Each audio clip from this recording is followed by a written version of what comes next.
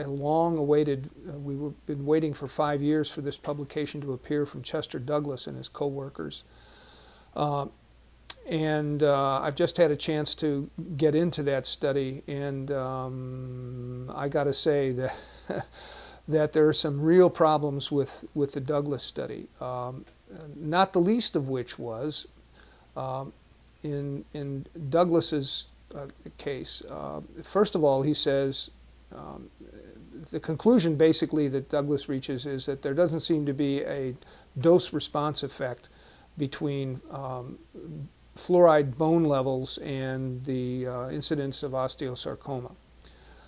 However, he does point out that if the timing of exposure to fluoride is critical, then his study really isn't the right metric for assessing that. Well, Bassin's study was, because that's what Bassin's study did actually. It looked at age-specific exposure to optimally fluoridated water versus non-fluoridated water, and found these odds ratios, that is the increased risk of young boys, especially at the age from 6 to 8, increased risk to osteosarcoma, 400 to 700%, or 4 to 7-fold increase of risk of osteosarcoma in young boys exposed to optimally fluoridated water during the pre-adolescent growth spurt phase.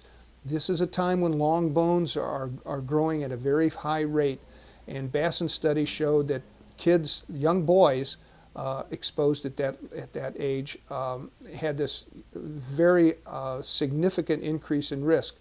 Now, that's consistent with 2 other what are called ecological studies done in New Jersey, and in another one done by the National Cancer Institute in Washington and in Iowa, which showed young men being susceptible to increased osteosarcoma risk based on their fluoride exposure. And it's also consistent with an animal study done by the National Toxicology Program showing an increased osteosarcoma rate in male rats but not females.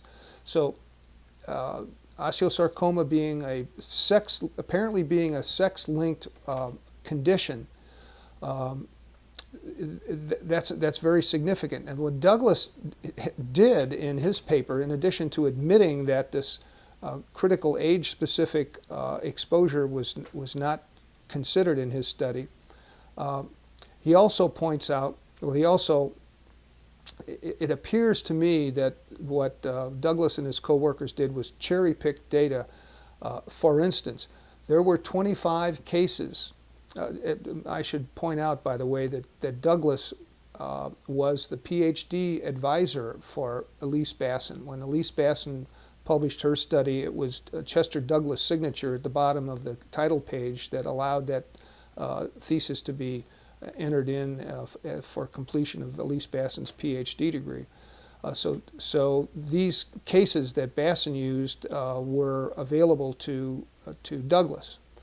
Nevertheless, when I looked at the Douglas study over the last 2 days, it was just published 3 days ago, there were 25 cases that appeared in Bassin's study that vanished magically from Douglas's study. Now, why did Douglas throw out 25 cases that were available to him through Elise Bassin's work? I want to accuse him of scouring around to find enough data to come up with the conclusions that he was looking for, but I will say the fact that he threw out 25 cases that were available to him and that appeared part of the record in Elise Bassin's thesis is very suspicious.